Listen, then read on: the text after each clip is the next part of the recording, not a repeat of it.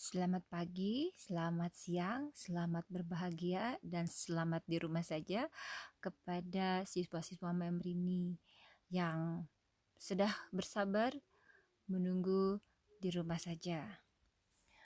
Pada kesempatan kali ini, Membrini ingin melanjutkan kegiatan belajar jarak jauh kita, yaitu tentang membahas historical recount. Kali ini Membrini akan menggunakan salah satu karya Balkisa Nisrina Salsabila yang sudah sangat cantik membuat presentasi tentang teks ini. Minggu lalu, Membrini sudah memberikan prolog tentang recount teks, yaitu wawancara terhadap salah satu saksi hidup peristiwa Bandung Lautan Api. Masih ingat dengan Bapak Ehi? Nah, itulah salah satu saksi hidup peristiwa Bandung Lautan Api. Cara Pak Ehi memaparkan cerita terjadinya Bandung Lautan Api itu apabila dibuat teks termasuk ke dalam historical recount. Nah, ingin tahu apa itu historical recount? Mari kita lanjutkan. Pertama-tama, Membrini ingin remind you, apa sih recount text? Nah, di sini dijelaskan definisi dari recount text. Selanjutnya, di sini lebih mendetail. Kalau tadi recount text, sekarang apa sih historical recount? Nah, jika kalian perhatikan, disebutkan bahwa historical recount text is a text that used to explain and retell factual events in the past that has historical values. Ya, factual events in the past that has historical values. Nah, jadi disebutkan bahwa historical recounts adalah teks yang menjelaskan atau menceritakan ulang kejadian-kejadian nyata di masa lampau yang memiliki nilai-nilai sejarah. Nah, itu. Kemudian, social functionnya apa? Fungsi sosialnya adalah to inform the audiences on historical events, yaitu untuk menginformasikan kepada para pemirsa atau pada pembacanya tentang kejadian-kejadian sejarah. Nah, itulah jadi jelas ya apa itu historical recount. Jadi adalah teks recount yang menjelaskan kejadian yang memiliki fakta atau nilai-nilai sejarah. Bagaimana strukturnya? Sama seperti recount text, historical recount juga memiliki struktur seperti ini. Ada orientations, sequence of the events, and reorientations. Orientasi berisikan seperangkat skenario, ya, seperangkat skenario bagi para pemirsa atau bagi para pembaca dengan memberikan latar belakangnya. Jadi di dalam orientasi itu ada latar belakangnya dulu diceritakan. Jadi tidak langsung pada kejadian, tapi latar belakang kejadian itu apa. Yang kedua adalah sequence of the events.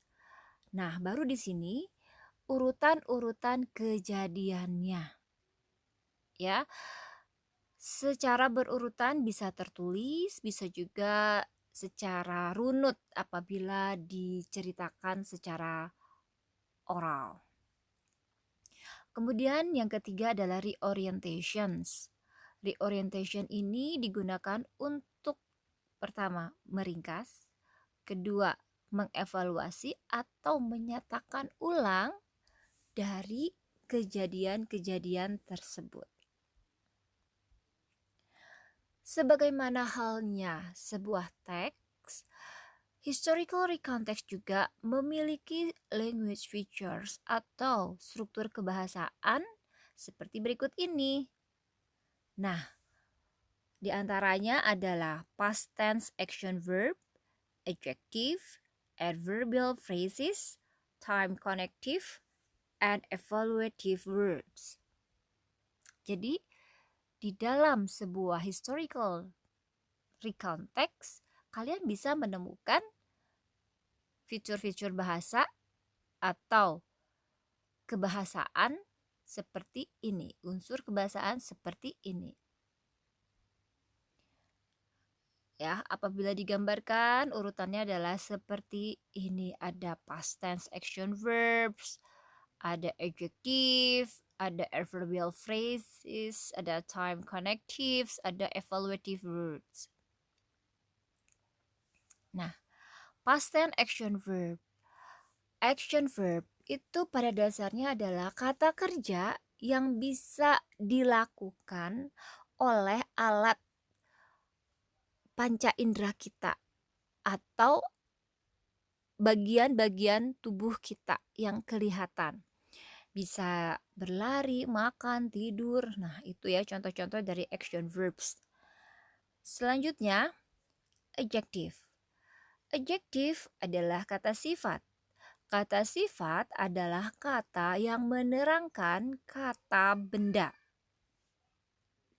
Selanjutnya, adverbial phrases adalah frasa adverbial, yaitu frasa-frasa yang menjawab atau yang menerangkan where, di mana atau posisi, when, kapan atau waktunya, why, alasannya, and how, bagaimana.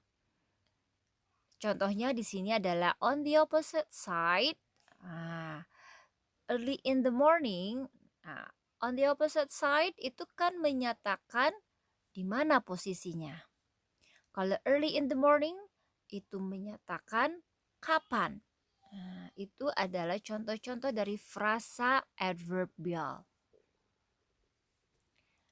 Time connective.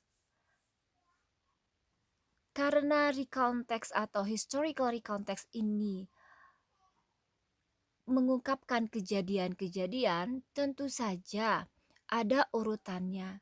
Dan untuk membuat urutan-urutan tersebut masuk akal dan logis, maka diperlukan time connectives atau kata hubung yang menunjukkan waktu.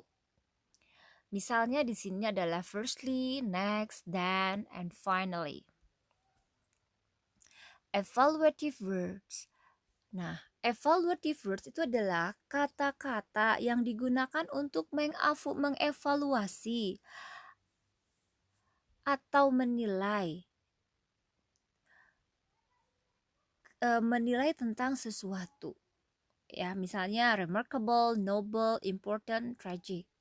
Ya, evaluative words itu biasanya adalah adjective atau kata sifat. Nah, berikut ini adalah salah satu contoh dari dari historical recount text. Ya, silakan dibaca dan dipelajari dan silakan cocok-cocokkan atau kalian temukan unsur-unsur kebahasaan yang terdapat di dalam teks ini. Nah, demikianlah penjelasan singkat tentang historical recount text. Semoga kalian paham. Apabila ada yang tidak paham, silahkan langsung bertanya kepada Mem Rini.